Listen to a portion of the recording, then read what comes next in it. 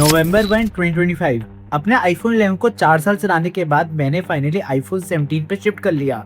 और पिछले 6 महीनों में मैंने खुद से क्वेश्चन कम से कम 100 बार ही पूछा होगा कि अगर आज दोबारा मुझे इस डिसीजन को लेना हो तो क्या फिर से मैं iPhone 17 को ही चूज करूंगा, क्योंकि कुछ चीजें ऐसी है जो इसने मेरी एक्सपेक्टेशन से काफी बेटर करी है और काफी ऐसी भी चीजें जो आज मुझे इरिटेट करती है। साथ ही मैं आपको ये बताऊंगा कि पैसे बचा के क्या iPhone 16 लेना ज्यादा सेंस बनाता है या सीधा आपको प्रो मॉडल पे अपग्रेड करना चाहिए। देखो सच बताओ तो मैंने जब इसे बाय किया था मुझे ऐसा लगा था कि कुछ महीने बाद मैं नोटिस करना ही बंद कर दूंगा कि मैंने किसी नए आईफोन पे शिफ्ट किया है, क्योंकि जनरली आईफोन का एक्सपीरियंस ले दे के सेम ही रहता है। पर एक्चुअली में मैं काफी गलत था, क्योंकि इस आईफोन की 4 ऐसी चीजें जो आज मुझे काफी इम्प्रेस करती है। फर्स्ट है ये डिस्प्ले। आईफोन की 6 ईयर डिस्प्ले वैसे तो कभी मुझे स्लो नहीं लगी, पर इस डिस्प्ले को यूज करने के बाद मैं वापस जाने की सोच भी नहीं सकता हूँ। सिर्फ इसलिए नहीं क्योंकि इस पे 128 की डिस्प्ले मिलती है, बल्कि इसलिए भी क्योंकि इसकी स्लिम बेजल्स फाइनली एक प्रो आईफोन वाली लुक देती है जो एक 80,000 के फोन में होनी भी चाहिए। मैंने इस आईफोन को पहले 4 महीने without any tempered glass use किया था,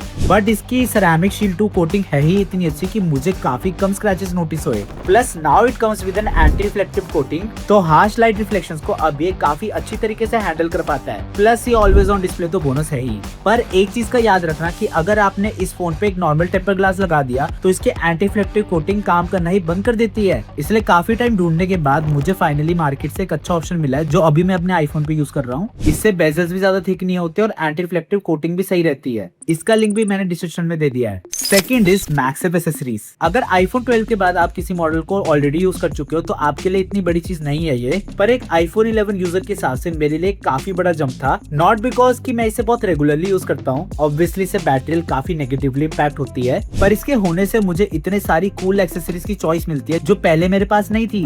जैसे ये cool 3-in-1 MagSafe speaker, power banks, charging stations, literally market में हजारों ऑप्शंस मिल जाएंगे। बस एक चीज का आपको ध्यान रखना है कि इसके साथ एक अच्छा मैक्सिफ केस जरूर ले लेना, क्योंकि स्टार्टिंग में मैं कोई लोकल मार्केट का केस यूज कर रहा था पर उसके मैग्नेट ही इतने स्ट्रॉन्ग नहीं थे। इसलिए कुछ महीने पहले मैंने रेज़ोनी के क्लियर केस पे अपग्रेड किया। इसमें N52 मैग्नेट्स दिए गए हैं, इसलिए एसेसरीज की ग्रिप काफी स्ट्रॉन्ग रहती है और इतने महीने यूज करने के बाद भी ये बिल्कुल येलो नहीं हुआ, thanks to its UV shield technology, जिसकी वजह से इसके साथ आपको life time anti yellow warranty भी मिलती है। पर्सनली मेरे लिए तो काफी अच्छी इन्वेस्टमेंट रही। आपको भी चेकआउट करना हो तो लिंक मैंने डिस्क्रिप्शन में दे दिया है। और क्योंकि मैं iPhone 17 से अपना सारा कंटेंट शूट करता हूँ, इसकी 256 GB बेस स्टोरेज ने मेरी स्टोरेज एंजाइटी को भी काफी कम किया है, स्पेशली जब से रैम और स्टोरेज प्राइसेस इतने ज्यादा बढ़ गए हैं।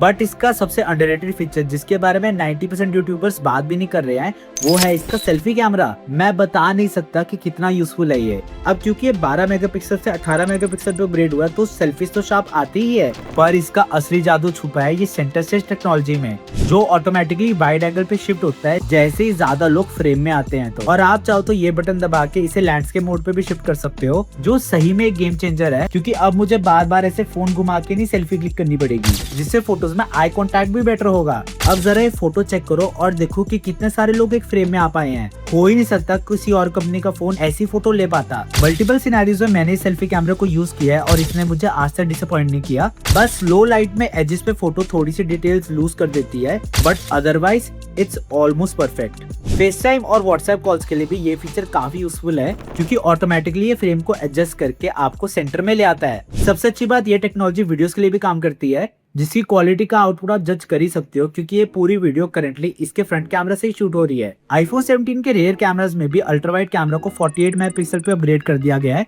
जिससे अब मेन और अल्ट्रावाइड लेंस के बीच में कलर शिफ्ट ऑलमोस्ट ना के बराबर हो गया है। पर जिस चीज ने मुझे सबसे ज्यादा इम्प्रेस किया है वो है इस फोन का पोर्ट्रेट मोड। मैंने अपने दोस्तों के पुराने प्रो मॉडल से भी काफी फोटोज क्लिक करी हुई है, बट इसका पोर्ट्रेट मोड तो कुछ नेक्स्ट लेवल ही है। मैंने इससे अच्छा बैकग्राउंड ब्लर शायद ही किसी पुराने मॉडल में देखा होगा। बीचेस से लेकर माउंटेन्स तक मैंने ऑलमोस्ट हर सिनेरियो में फोटोज क्लिक करी हुई हैं और इसके कैमरा ने मुझे हार्डली कभी डिसअपॉइंट किया। पर ऑलमोस्ट 7 महीने बाद भी मुझे आज तक ये नहीं समझ आया कि इस कैमरा कंट्रोल बटन का असली फायदा क्या है, क्योंकि आज तक मैंने इससे एक भी फोटो या वीडियो नहीं ली है।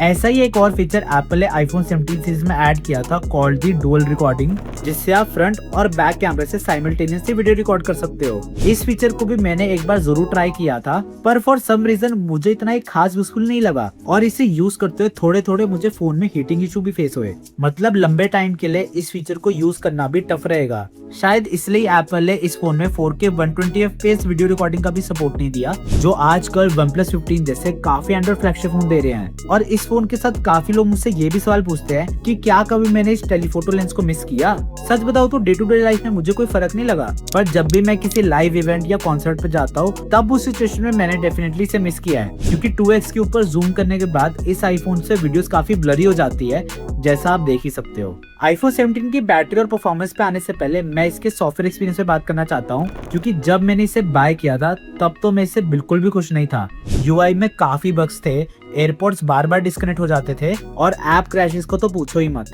एंड एप्पल एजेस पे ना जाने कितने मीम्स बने हैं वो तो आपको पता ही है। पर जब से iOS 27 आया है मेरा एक्सपीरियंस 360 डिग्री चेंज हो गया है, क्योंकि इस अपडेट के साथ एप्पल ने अपने AI फीचर्स के लिए गूगल जेमिनी के साथ पार्टनरशिप कर ली है, जिससे अब सीरी काफी ज्यादा स्मार्ट हो गई है, जो कॉम्प्लिकेटेड कमांड्स को भी इजीली संभाल लेती है। गैलरी में क्लीनअप टूल का भी आउटपुट काफी बेटर हो गया है, जिसके साथ दो नए AI फीचर्स आए हैं, AI एक्सटेंड और AI रीफ्रेम, एंड दोनों का आउटपुट मुझे जेन्युइनली काफी इंप्रेसिव लगा, specially of this AI reframe. Software का एक सबसे अंडररेटेड फीचर जो मुझे लगा वो है ये ऑडियो मिक्स, जिससे मैं वीडियो रिकॉर्ड करने के बाद अब डायरेक्टली आईफोन से बैकग्राउंड नॉइसेस को रिमूव कर पाता हूँ। ये फीचर आपको आईफोन 16 में नहीं मिलेगा और बाकी लोगों का तो नहीं पता मुझे, पर इस लिक्विड ग्लास एनिमेशन का तो मैं बहुत बड़ा फैन हूँ, जो एप्पल की इस A19 चिप की वजह से आईफोन 17 में हमेशा ऑप्टिमाइज रहता है। इसकी परफॉर्मेंस को मैं कभी मैक्स लेवल पे तो पुश नहीं कर पाया हूँ, क्योंकि मैं कोई गेम्स नहीं खेलता, per day to day life में चाहे सोशल मीडिया हो, वीडियोस रिकॉर्ड करना हो या रेगुलर फेस टाइम हो,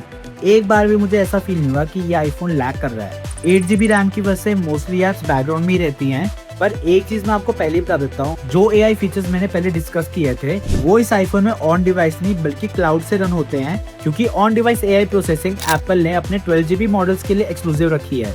हालांकि आपको कोई ज्यादा फर्क नहीं नोटिस होएगा इससे, पर मैंने सोचा बता देता हूँ। बाकी इसके डुअल स्टीरियो स्पीकर्स का भी आउटपुट काफी लाउड है, जो इस आईफोन के मल्टीमीडिया एक्सपीरियंस को और ज्यादा एलिवेट कर देता है।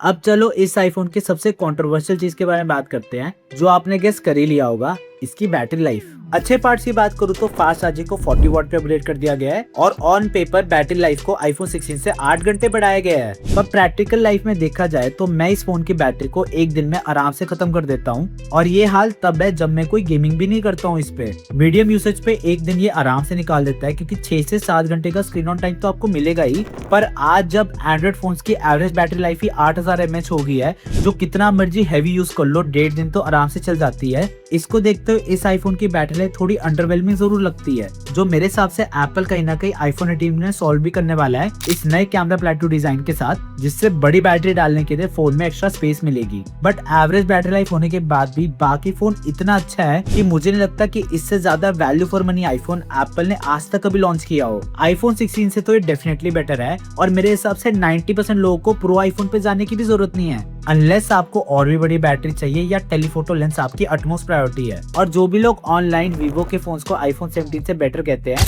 वो सिर्फ इसके जायज के पोर्ट्रेट मोड की वजह से कहते हैं, क्योंकि बाकी एरिया जैसे video recording, software experience, मैक्सएफ accessories और बेटर रीसेल वैल्यू में वीवो कभी भी एप्पल को बीट नहीं कर पाएगा। पर इतना महंगा आईफोन खरीदने के लिए आपके पास सेविंग्स तो होनी चाहिए, जिसके लिए मुझे एक ऐसा ऐप मिला है जहां आप लिटरली 10 रुपए से अपनी सेविंग स्टार्ट कर सकते हो, जो ऑटोमेटिकली 24 कैरेट गोल्ड में इन्वेस्ट हो जाती है। इस ऐप के बारे में डिटेल में जानना है तो उसके लिए लेफ्ट वाली वीडियो पे क्लिक करो, और वीडियो अच्छी लगी तो सर्कल पे क्लिक करके सब्सक्राइब जरूर कर लेना।